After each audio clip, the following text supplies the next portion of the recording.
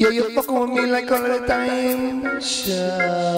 You try to fuck with me, you fuck with my mind. Like a pony. You fuck with me like all the time. Pony. You making me crazy in my mind. Yeah, all the time, all the time, all the time. Pony. Shove me around, you do it so good, you should. Sometimes people make art about the things they're obsessed with, the things they fetishize, and the things that they're just compelled to make. And yet the actual illustration becomes the subject, and compulsion and obsession never end up being the subject themselves. But in the work of Megan Geckler, you can see the complete labor-intensive process makes obsession and compulsion the core subject. Hi, I'm Megan Geckler, and I'm a site-specific architectural installation artist, and I make really huge installations out of flagging tape. And this tape was supplied by Presco Industries, and they're my sponsor, and I weave it through space and create these optical illusions as people walk by. Highly colorful, blue-collar material elevated into an art form through optical order and, in this case, symmetry.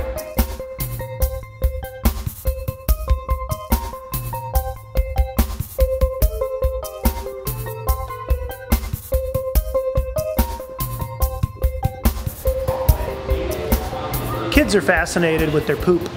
Adults are repulsed by their poop. Nobody is neutral about poop. Michael Arata's found a way to take pictures of his poop and actually neutralize them into visual objects without making you vomit or giggle. I grew up in LA. I'm not too infatuated with the history of LA. It's like, you know, it's like going back to the house you grew up in. It's kind of like, is it still there? Did they tear out the rose bushes? That's Pacific Standard Time to me. I like what they did with the eaves, yeah.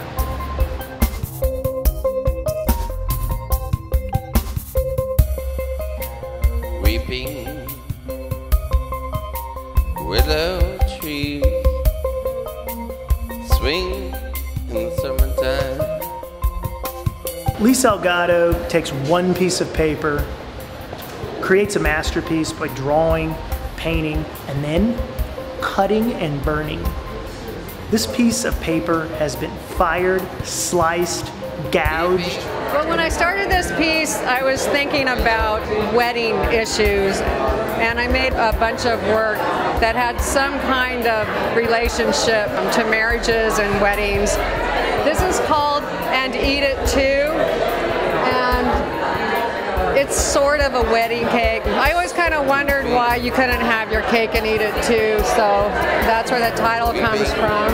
I do some drawing and I do some burning marks in the paper, and then I just start cutting out areas because I like that you can see through it and that it has two dimensions. It's got one on the surface of the paper and then it's got a dimension on the back of the wall. The end result is an amazing piece. It's beautiful. There's a sensuality to it. The topic always with Lisa Elgato is always a bit feminine. So here you have this incredibly raw and tough manufacturing process to give you some of the most delicate imagery in contemporary art today.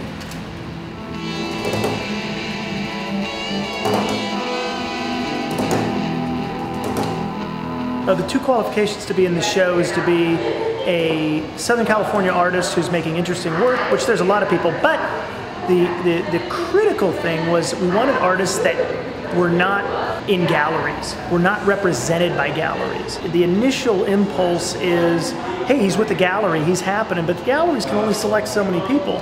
A lot of galleries, you know, rent to artists. A lot of galleries have friends they have to do favors for. And so a lot of deserving artists just, you know, for whatever reason, don't end up in a gallery. It doesn't mean they aren't talented or making good work.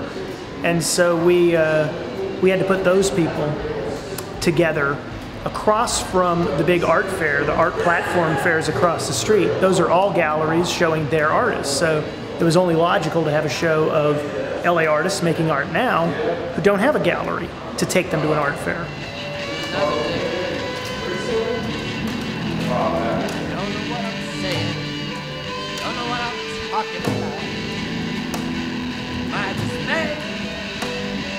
What I like to do is just prime the canvas like 4 or 5 coats and then just start applying the graphite. This piece is about fidelity. The two birds in the corner represent partnership, a marriage, and so this is about the moments when we escape from our spouse or our partner to, you know, go on the prowl and our appetites take over, and the marriage or the girlfriend is a distant distraction. The work of Abel Alejandre is very unique in figurative art because you have modernism insisting that the figure be reduced to nothing, and you have classical art saying that the figure needs to dominate in a frilly manner. But here you have this psychological drama coming at you using the language of minimal modernism. It's a very unique artist, he's a very involved artist, but most of all he's a very talented and piercing artist. Veronica Soto is, what she's interested in is the melting pot. But rather than having a cloying mural or a political message about it, she actually takes the materials of industrial Southern California car culture and uses the motifs of Mayan and Aztec, real primitive and yet sophisticated visual culture. She merges it into one minimal industrial melting pot.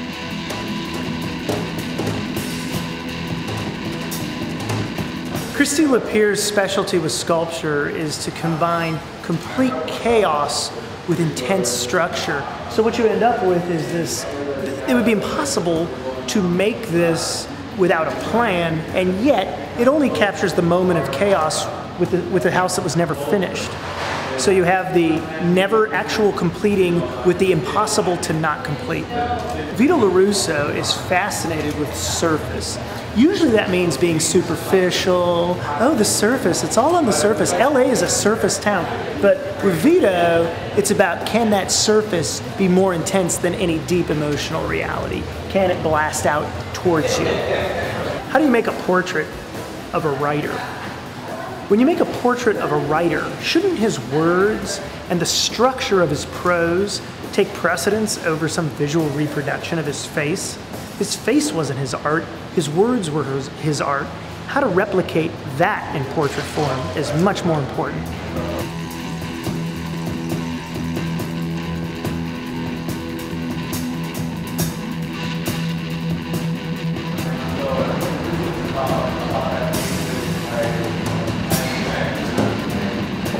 Some art just leaves you speechless.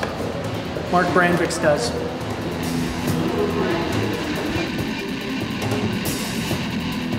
My name is Antonio Mendoza. I'm responsible for these collages. Their collages are made with paper and acrylic resin on wood. You know, the thing about collages, your grandma makes collages. You make collages in kindergarten, okay? So it's kind of this, like, dead art form, but Tony Mendoza's like, no, I'm gonna revive it. You know, magazines are a dying thing. They're dead. What do you do with the corpse of print? And so what Tony Mendoza does is violently construct amazing pictures. These could be abstract paintings, but they're actually made with the detritus of the 20th century in the 21st century. Collage, dead and alive. And I try to rip paper, put it on, try to get an image, then I like scrape it off, then put it on, and there's layers and layers of paper. They're about the structure of the universe. Everybody else is talking about the history of LA, things that happened in the 60s and 70s, and this is a show of artists who are living now, contributing now, innovating now, and it's about people making history right now. Maybe in 70 years, there'll be a show of these artists, and there'll be some grouchy guy going, why are we talking about the history of 2011?